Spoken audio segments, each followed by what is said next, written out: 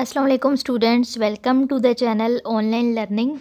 Today we learn about the biology for grade 11. आज का हमारा टॉपिक है Golgi complex. Golgi complex was discovered by Italian biologist Camillo Golgi in 1898 for which he was awarded Nobel prize. Golgi complex cell के अंदर ऐसे cellular structures हैं जिसकी discovery हुई थी कैमिलो गोल्जी के थ्रू इन द ईयर 1898, जिसकी वजह से कैमिलो गोल्जी को नोबेल प्राइज़ दिया गया. तो गोल्जी कॉम्प्लेक्स की जो डिस्कवरी हुई थी वो इलेक्ट्रॉन माइक्रोस्कोप के ज़रिए हुई थी, यानी कि इसको इलेक्ट्रॉन माइक्रोस्कोप के ज़रिए देखा गया था. और गोल्जी कॉम्प्लेक्स के जो स्ट्रक्चर है वो सारे यूकैरियोटिक सेल्स के अंदर पाया जाता है. Structure of Golgi complex. Structure of Golgi complex consists of a stack of flattened membrane-bound sacs called cisternae, together with system of associated vesicles called Golgi vesicles. अगर हम गोल्जी कॉम्प्लेक्स के structure को देखें तो गोल्जी कॉम्प्लेक्स के structure में कुछ flattened और मेम्ब्रेन बाउंडेड स्ट्रक्चर्स होते हैं. इन flattened membrane bounded sac like structures को हम कहते हैं सिस्टरनाए. और सिस्टरनाए जो है वो वेजिकल्स के साथ जब कंबाइन होते हैं तो कंबाइन होके गोल्जी वेजिकल्स बनाते हैं. तो ये बिलीव किया जाता है कि एक कॉम्प्लेक्स किस्म का सिस्टम जिसमें बहुत सी इंटरकनेक्टेड ट्यूब्यूल्स होती हैं वो इसके सेंट्रल स्टैक में बनाई जाती हैं. और गोल्जी कॉम्प्लेक्स के अंदर दो तरह की फेजेस होती हैं. एक फ़ेज़ को हम कहते हैं फॉर्मिंग फ़ेज़ और दूसरी फ़ेज़ है मैच्योरिंग फ़ेज़. तो गोल्जी कॉम्प्लेक्स का जो स्टैक है उसके एक एंड पर कॉन्टीन्यूसली जो है कॉन्टीन्यूसली क्या हो रहा होता है कि वेजिकल्स जो है वो फ्यूज़ हो रहे होते हैं. तो वेजिकल्स जब फ्यूज़ होते हैं तो स्मूथ एंडोप्लाज्मिक रेटिकुलम के ऊपर, तो इस फेज़ को जहाँ पर सिस्टरने फ्यूज़ हो रहे होते हैं उस फेज़ को हम बोलते हैं फॉर्मिंग फ़ेज़. और फॉर्मिंग फ़ेज़ को सिस फेज़ भी कहा जाता है, यानी फॉर्मिंग फ़ेज़ का दूसरा नाम है सिस फेज़. और जो सिस फेज़ होती है वो कन्वेक्स होती है, यानी उसकी जो शेप होती है वो कन्वेक्स की तरह की होती है.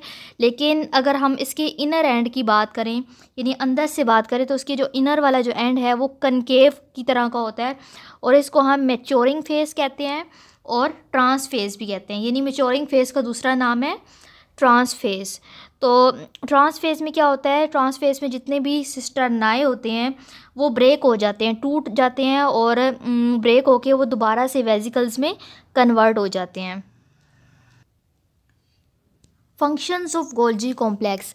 गोल्जी कॉम्प्लेक्स जो है वो बहुत से इंपॉर्टेंट फंक्शंस परफॉर्म करता है, जिसमें सबसे इंपॉर्टेंट फंक्शन है प्रोसेसिंग ऑफ सेल सिक्रीशंस, यानी कि सेल में से जितनी भी सिक्रीशंस हो रही होती हैं उसकी प्रोसेसिंग गोल्जी कॉम्प्लेक्स के ज़रिए होती है.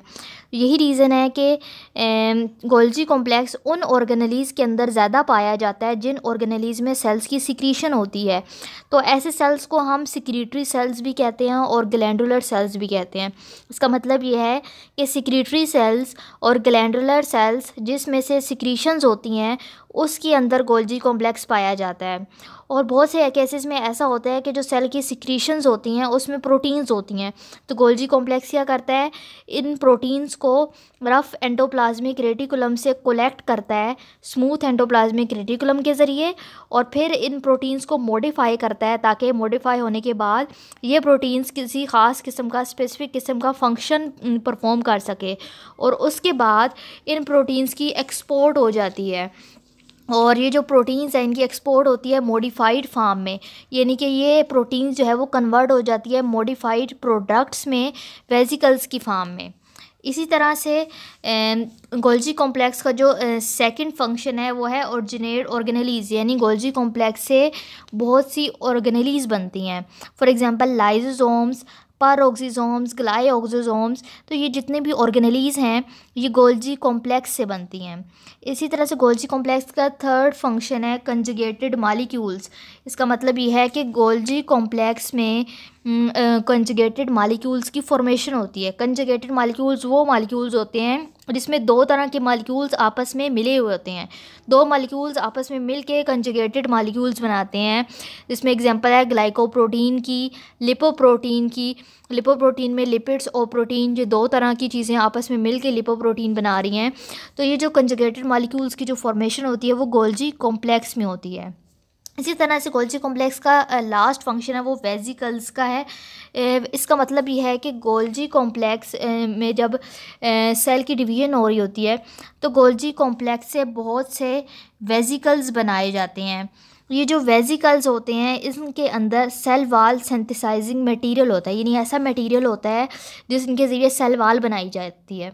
तो साइटोप्लाज्मिक डिवीजन कहते हैं साइटोप्लाज्म की डिवीजन, और साइटोप्लाज्म की डिवीजन को हम साइटोकाइनेसिस भी कहते हैं।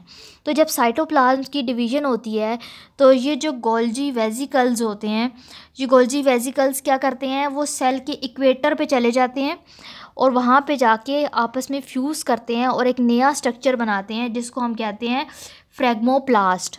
और बाद में क्या होता है कि एक नई सेल वाल बन जाती है इस स्ट्रक्चर से, यानी कि फ्रेगमोप्लास्ट के ज़रिए एक नई सेल वाल बनाई जाती है।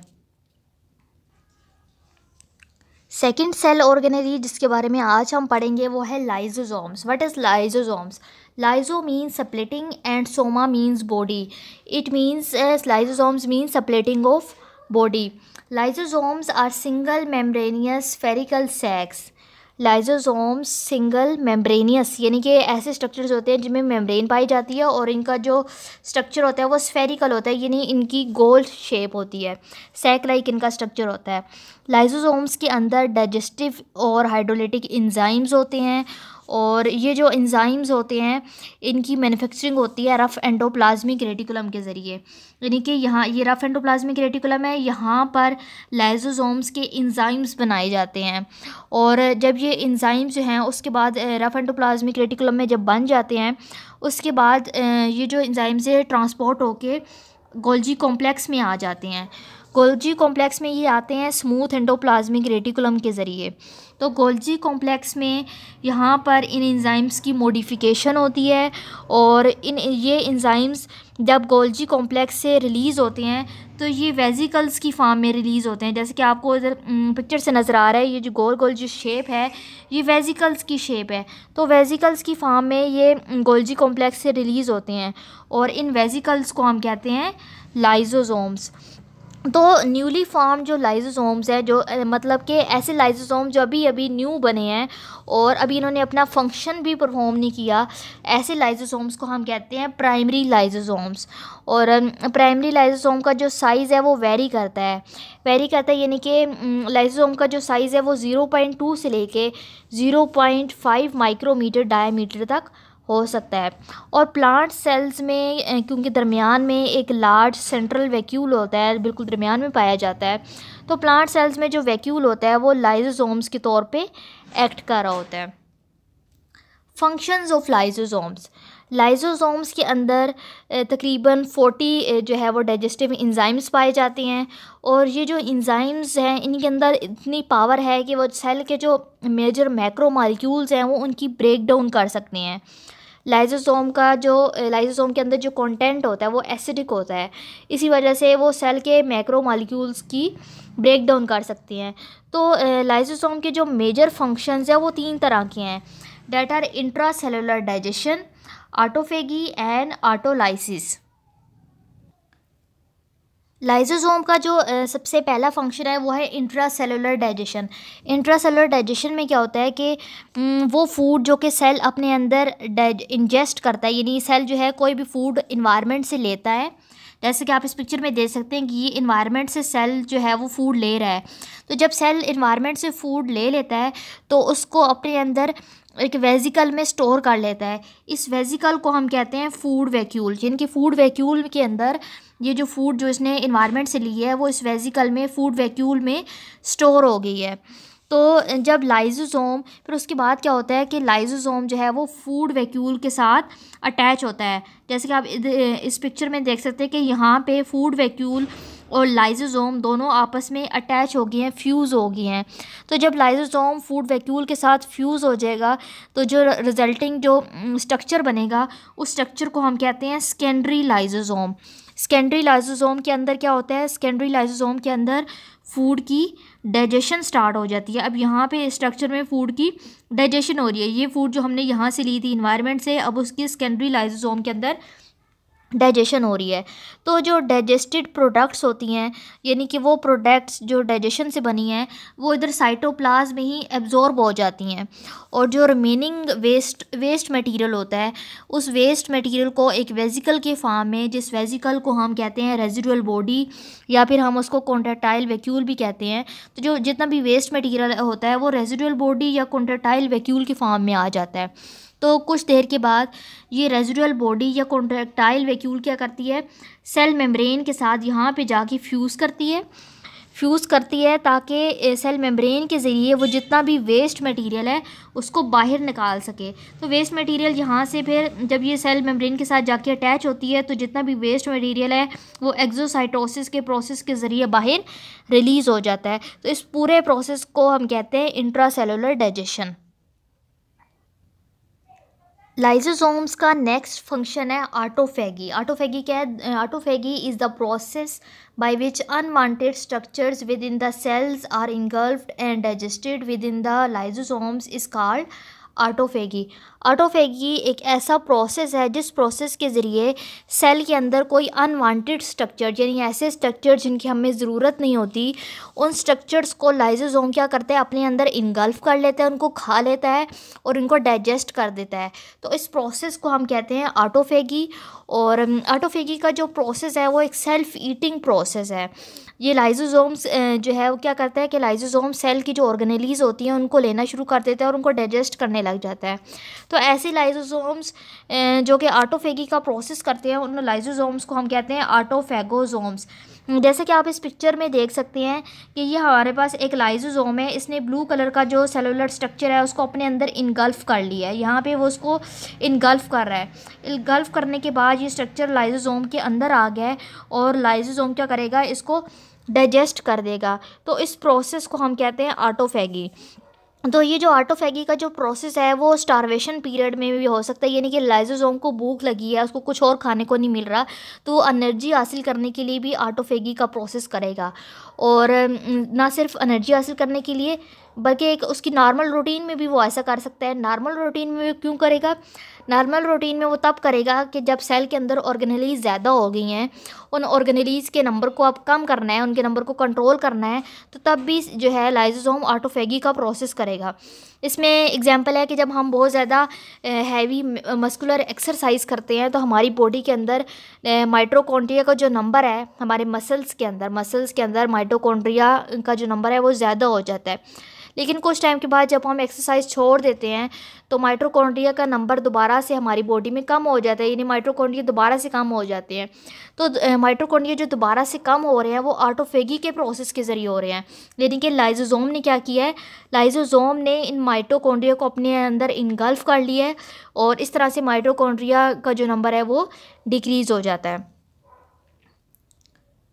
लाइसोसोम्स का थर्ड फंक्शन है autolysis. Sometimes, especially during developmental phase, when a particular cell is required to be disintegrated, a type of cell death is committed called autolysis. बाज़ औक़ात ऐसा होता है डेवलपमेंटल फ़ेज़ के दौरान कि हमें किसी ख़ास किस्म के सेल को ख़त्म करने की ज़रूरत होती है। तो फिर क्या होता है, सेल की डेथ, सेल जो है वो एक किस्म की अपनी सुसाइड कर लेता है, यानी सेल की जो है वो डेथ काज हो जाती है। तो इस प्रोसेस को हम कहते हैं ऑटोलाइसिस। और ये जो डेथ का प्रोसेस होता है वो प्रोग्राम्ड होता है, इसको हम प्रोग्राम्ड ऑटोलाइसिस कहते हैं, यानी प्रोग्राम्ड किस्म की, यानी कि सेल ने खुद सोच समझ के जो है वो डेथ काज की होती है अपने आप को। तो इसमें क्या होता है कि प्रोग्राम सेल डेथ के दौरान जो है जो लाइसोसोम होता है वो बर्स्ट कर जाता है। जैसे कि आप इस पिक्चर में देख सकते हैं कि लाइसोसोम बर्स्ट कर गया, वो फट जाता है। और जब लाइसोसोम बर्स्ट करता है तो उसके अंदर से जितने भी इंजाइम्स हैं वो रिलीज़ होके वो साइटोप्लाज्म के अंदर आ जाते हैं। जैसे कि आप इधर देख सकते हैं कि जितने भी इंजाइम्स हैं वो रिलीज़ होके साइटोप्लाज्म में आ गए हैं। तो ये जो एंजाइम्स है ये रिलीज़ होके साइटोप्लाज्म के अंदर आ जाते हैं। तो इस तरह से जो है वो सेल जो है डिसइंटीग्रेट हो जाता है, ख़त्म हो जाता है, कन्वर्ट हो जाता है छोटे छोटे पीसेस में, यानी फ्रैगमेंट्स में। और ये जो छोटे छोटे पीसेस होते हैं, जो जब इसकी बर्स्टिंग से छोटे छोटे जो पीस बनते हैं, इन पीसेस को कोई और सेल खा लेते हैं। तो इसके लाइसोसोम के इस फंक्शन की वजह से हम लाइसोसोम को सुसाइडल बैग्स भी कहते हैं। लाइसोसोमल स्टोरेज डाइजीज़, लाइसोसोम्स के अंदर डिफरेंट तरह के डाइजेस्टिव एंजाइम्स होते हैं। तो अगर कभी ऐसा हो कि लाइसोसोम के अंदर कोई भी एक एंजाइम मिसिंग हो जाए, यानी कोई भी इंसान है उसके अंदर लाइसोसोम के सारे एंजाइम्स हैं लेकिन कोई एक एंजाइम नहीं है, तो वो एंजाइम जो फंक्शन परफॉर्म कर रहा होता है, यानी कि जिस सब्सटेंस की डाइजेशन कर रहा होता है, वो डाइजेशन इफ़ेक्ट होगी। यानी कि अगर वो एंजाइम नहीं है तो वो जो फंक्शन कर रहा होता है, उसने जिस सब्सटेंस की डाइजेशन करनी होती है, उस सब्सटेंस की डाइजेशन नहीं होगी। फिर क्या होगा कि वो जो सब्सटेंस है जब वो डाइजेस्ट नहीं होगा तो वो हमारे सेल के अंदर जमा होना शुरू हो जाएगा, हमारी बॉडी में जमा होते रहेंगे, क्योंकि डाइजेशन नहीं हो रही। डाइजेशन क्यों नहीं हो रही? क्योंकि वो ख़ास किस्म का एंजाइम नहीं है। तो जब वो हमारी बॉडी में, हमारे सेल्स में जमा होगा तो इससे डिफरेंट तरह की प्रॉब्लम्स होंगी। तो ये जो कॉम्प्लिकेशंस होती हैं ये किसी भी सब्सटेंस के जमा होने से बनती है, और उसकी रीज़न ये है कि एक ख़ास किस्म का लाइसोसोमल एंजाइम मिसिंग है। तो ऐसी डाइजीज़ जो कि लाइसोसोमल एंजाइम्स की वजह से होती हैं, उन डाइजीज़ को हम कहते हैं लाइसोसोमल स्टोरेज डाइजीज़। और ये जो डाइजीज़ होती हैं वो हेरिडिटरी होती हैं, यानी कि वो नस्ल दर नस्ल चलती रहती हैं, ये हमारे पेरेंट्स से, ग्रैंड पेरेंट्स से आगे ट्रांसफ़र होती रहती हैं। और ये किसी भी इंसान के अंदर बाय बर्थ होती हैं, यानी पैदाइशी भी उसके अंदर हो सकती हैं। तो ये जो डाइजीज़ हैं अभी तक जो हैं 20 टाइप्स की जो डाइजीज़ हैं वो डिस्कवर हो चुकी हैं, जिसमें एक बहुत ही कॉमन एग्जांपल है टे सैक डाइजीज़ की। टे सैक डाइजीज़ में क्या होता है कि लिपिड को डाइजेस्ट करने वाला जो एंजाइम होता है वो नहीं होता, यानी कि लाइसोसोम बाकी सारे एंजाइम्स बना रहा है, लेकिन लिपिड को डाइजेस्ट करने के लिए जिस एंजाइम की ज़रूरत होती है वो टे सैक डाइजीज़ में नहीं बनता, जिसकी वजह से हमारी बॉडी के अंदर लिपिड जो है वो जमा होता रहता है। लिपिड की डाइजेशन नहीं हो रही क्योंकि उसको लिपिड डाइजेस्टिंग एंजाइम नहीं है। तो लिपिड जब हमारी बॉडी में जमा होता रहता है तो इससे हमारे ब्रेन की जो फंक्शनिंग है वो मुतासिर होती है, जिसकी वजह से टे सैक डाइजीज़ जो है वो कॉज होती है। I hope students you have gained the concept of Golgi complex and lysosomes. If you like my video, kindly subscribe my channel. Allah Hafiz.